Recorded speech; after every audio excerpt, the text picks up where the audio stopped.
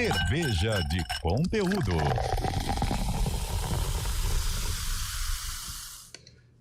E com conteúdo bem diferente nesta terça-feira, cervejas bastante específicas para apreciadores. Toda cerveja é para o apreciador, né? Evite, se beber não dirija e também consuma com moderação. Marcos Santos, sommelier de cervejas, está com a gente mais uma vez. Boa tarde, Marcos, tudo bem? Boa tarde, tudo bem, Gorizo? Hoje você está com uma companhia diferente aí? Você está Estou com a Thalita, é isso? Thalita Souza, nas Olá. férias da Taila, ela está aqui com a gente. 3 semanas, Thalita? É, praticamente isso, quase 3 semanas. Alguns dias de descanso para Tayla Ramos. E eu tenho... Uau, 3 semanas é bastante, hein? Nossa. Bastante, é um bom período, né? E eu tenho, assim, uma missão de fazer a Thalita passar a apreciar um pouquinho as cervejas, né? Hoje a gente vai falar de algumas um pouco diferentes, né, Marcos? Porque primeiro a gente já vê a cor, né? Nós brasileiros estamos acostumados com, como diria Paulo Ricardo, o RPM, com as loiras geladas, né? Nas semanas anteriores falamos também das cervejas escuras. Hoje a gente vai falar de diferentes colorações de cerveja, né? Que já mostram que elas são cervejas gourmet, vamos dizer assim. Sim, poderíamos dizer assim, né? São cores intermediárias, né? Que a gente pode também pegar e trazer para pegar e expor, porque a gente trabalha muito em relação à cerveja clara e cerveja escura, mas o que está no meio do caminho, Marcos? O que a gente faz com isso, né? E é exatamente esse ponto, né? Que nós temos alguns estilos aí que vão casar aí com esse meio do caminho. Vamos falar aí variações desde de um rubi, de um dourado até um âmbar. Vai ter esse pacote aí. Bom, e elas ficam dessa cor por causa da fermentação, né? E é toda uma parte, né, do processo de produção. E já antes da fermentação, inclusive, que a fermentação eu já estou ali no final, ou seja, o que tinha que fazer já fiz. E a principal razão em relação às cores é principalmente os maltes. Então, os maltes escolhidos que vão me trazer qual a cor que a minha cerveja vai ter lá no meu final. Então, é isso que determina ali a coloração, né? Não, ou tem cerveja que já tem um corante. Como é que é essa questão da coloração, de diferentes colorações das cervejas, Marcos? Tá legal. Na realidade, Thalita, boa cerveja não tem corante. Tá, isso já é um ponto importante. Não vai ter corante, não vai ter nenhum tipo de uma cor extra, né, adicionada aí à cerveja. Então, essa que é a ideia. E na hora que eu fui lá e fiz a escolha dos maltes que eu vou utilizar, alguns outros ingredientes também pode pegar e mudar um pouquinho minha cor, mas o principal em relação à cor realmente são os maltes, em relação ao quanto que eu peso nessa divisão entre cada tipo de cor de malte que eu vou colocar ali na hora que eu pego e faço a minha mistura para chegar no meu objetivo final de coloração. E é bastante comum entre as cervejas inglesas, principalmente as ale. Sem dúvida, inclusive na região, né, da Inglaterra e Grã-Bretanha, o que no passado você chegava no bar e falava assim, eu quero uma ale. E daí já entendia que você queria, né, o que aqui a gente chama de chopp, né, um chopp para ser tirado ali, e depois que foi vindo, né, mudando aí as nomenclaturas, e lá também passou a chamar a cerveja que sai do tap lá com uma draft beer ou coisa parecida. E é exatamente nessa ideia, ou seja, eu vou lá e peço, eu tenho diversas possibilidades de ale, né, quando eu pego e falo de Inglaterra. Há lugares que ainda chamam de bitter, então, ou seja, aquela cerveja meio alaranjada, que deve me lembrando já alguma coisa do tipo que a IPA mesmo traz para nós, que daí entre os estilos, né, é o mais é o mais tradicional, a IPA ou a IPA, e é nesse sentido a gente pegar e saber que normalmente eu vou ter um pouquinho mais de amargor, por isso também um pouquinho mais de cor, e assim nós vamos indo. E quanto mais malte, mais teor alcoólico? É a famosa cerveja de mesa, apesar de ser servida num pub inglês? Não obrigatoriamente. De acordo com a quantidade de maltes que eu coloco, se ele me gerar mais doçura, né, mais doce, então na hora que eu chegar lá no final, no momento da fermentação, e daí simplesmente as leveduras ficarem lá comendo esse açúcar, eu vou ter mais álcool e mais geração de gás carbônico, e não obrigatoriamente que ela será muito alcoólica.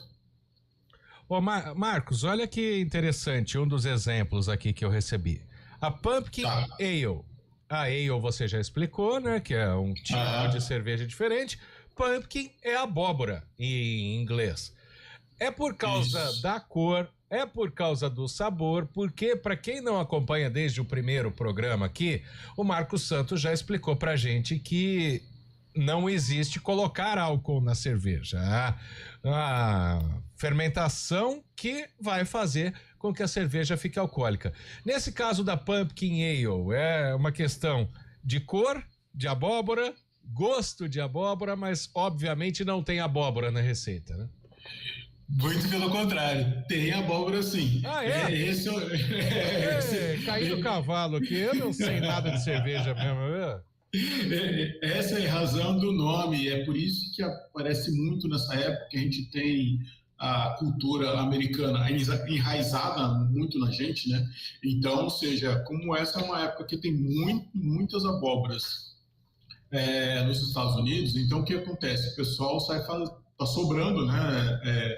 Abóboras, e daí exatamente o pessoal usa também para pegar e fazer cerveja, porque a abóbora ela traz boas condições de gerar açúcar, de ajudar na hora de eu pegar e trabalhar com a minha fermentação. Então, exatamente nessa linha que eu tenho as abóboras. E o que acontece? Eu posso ter desde eu cozinhar mesmo a abóbora no momento de produção, quanto eu posso pegar e colocar um doce. No Brasil, geralmente, muitas vezes eu pego e trabalho com ou um doce pronto, ou eu faço algum tipo de preparo. Esse estilo é um estilo muito aberto de como que eu vou trazer essa presença da abóbora. Eu ainda vou ficar com o milho brasileiro, viu? Não só milho, aqui faz com arroz também, né? Sim, daí se a gente for pegar, né, marcas mais tradicionais, acho que o principal representante que a gente sabe que tem arroz e pega e trabalha com isso aqui é a Bud e a Corona, as duas são com arroz, e a grande maioria das outras que são massivas, delas vão com milho. Bom, e falando ainda das cervejas agora de outras colorações, né? Primeiro que a gente não coloca aquela que mistura groselha, né? Aquele chopp de vinho, esses aí não conta, né, Marcos? Não, essas variações, vamos falar assim, essas variações a gente não conta, que não é exatamente o caso. O que a gente tem aqui é cervejas que trazem uma pegada realmente nessa linha de ter um pouquinho mais de amargor, então eu tenho mais cor, então geralmente elas são laranjas, que como eu já disse, um caso perfeito é a IPA e suas variações. Eu posso pegar uma Strong Ale, que é da escola inglesa, eu posso pegar uma Barley Wine, que é da escola inglesa, que daí já são estilos que eu tenho um pouco mais de teor alcoólico, um pouco mais de licorosidade, e é exatamente nesse sentido que eu vou ter cervejas diferentes, com nuances diferentes, com sabores diferentes, com presenças diferentes, e daí até aproveitar para dizer, né, que é aquele caso onde eu devo pensar o quê? Cara, como é mais alcoólica, então eu devo tomar mais, de forma mais comedida, para não ter nenhum tipo de acidente, vamos dizer assim. E quanto à temperatura, tem que ficar tão gelada quanto uma massiva? Negativo, exatamente. Ótima sua pergunta. Por quê? Eu devo pegar e tomar essas cervejas de uma temperatura mais alta, exatamente para quê? Para que compense, né, as nuances, as respostas, as características, talvez eu falar benefício seja muito, parece que as outras não trazem, mas é exatamente em relação a isso, ou seja, para que eu perceba melhor o quanto eu tenho de destaque de sabores diferentes, sabores, aromas e tudo mais, em um estilo, exatamente devo ela tomar um pouquinho mais quente, que daí exatamente ela vai me trazendo novas características. Tem uma pergunta do Paulo Renato aqui. Hoje a gente está falando, porque nós já falamos das claras, das escuras, né? Eu acho que o Paulo não pode acompanhar. Só que ele tem uma dúvida aqui se o Chopp Black, por exemplo, né? Que a gente falou aí na parte das cervejas escuras, se ele adiciona caramelo, igual nós falamos aqui da Pumpkin Ale, que é feita de abóbora. Não, no caso desse chopp específico, ele trabalha em cima de alguns maltes mais escuros, então isso me traz essa cor diferenciada. Em relação àquela, se for um tipo de chopp mais tradicional, né, pensando nas grandes lojas aí, que eu vou ter uma espuma diferente, mais cremosa, mais puxada para um marrom com caramelo, não há adição de nenhum tipo de malte caramelo, não. Realmente é a cerveja. E até que a gente esqueceu, né? São tantas coisas, e eu até caí na semana passada, pensando em relação, se eu misturar, né, as características de uma IPA e das cervejas escuras que a gente falou semana passada, tem as India Black Ale, que são cervejas amargas e escuras. E essas cervejas são feitas aqui no Brasil, Marcos? Sim. Qual que é o detalhe importante, viu, Thalita, que você está chegando aí, então, porque a Thalia a gente quase conseguiu já convencer ela semana passada, na hora que estava falando em relação às harmonizações com sobremesa. Então agora a gente vai ter que trabalhar em cima da Thalita. Para não falar que eu não sou tão adepta, tem uma que eu gosto muito, principalmente em viagem, que é aquele chopp de vinho. Não sei qual que você vai me dizer aí como um sommelier, o que significa isso. Mas pro meu paladar, ele é ali o que mais fica adequado, que eu mais acabo gostando, né? Ele é docinho, mas também ali o teor alcoólico dele acaba... É aquele docinho que engana, né? A gente fala. Isso, eu não vou te dizer nada. Fico aberta a opiniões. Isso, então exatamente. Fala, Gorizo. Você não quer desaprovar o chopp de vinho, deixa ela se divertir, né? Isso. O importante é assim, deixa a pessoa pegar e beber à vontade o que a satisfaz. Isso que é importante. Até porque, qual que é a melhor cerveja para a pessoa?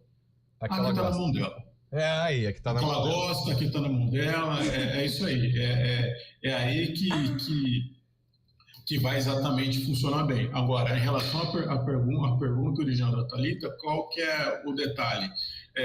Aqui no Brasil, inclusive aqui em Campinas, nós temos diversas cervejarias muito boas, premiadas nacional e internacionalmente. Então, é só dar uma circulada em relação...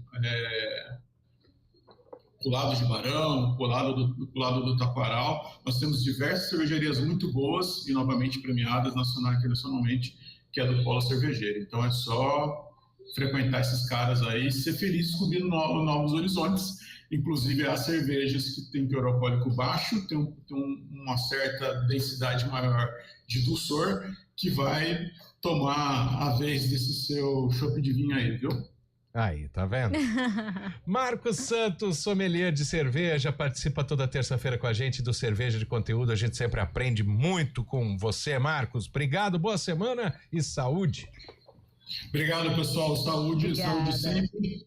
Bom feriado para mim, né? Pelo menos sei como vocês estão aí de escala. Para você e para Thalita, para mim não. Ótimo então descanso. É isso aí. Nos vemos, pessoal. Até semana que vem. Um abraço. Até. 13h52.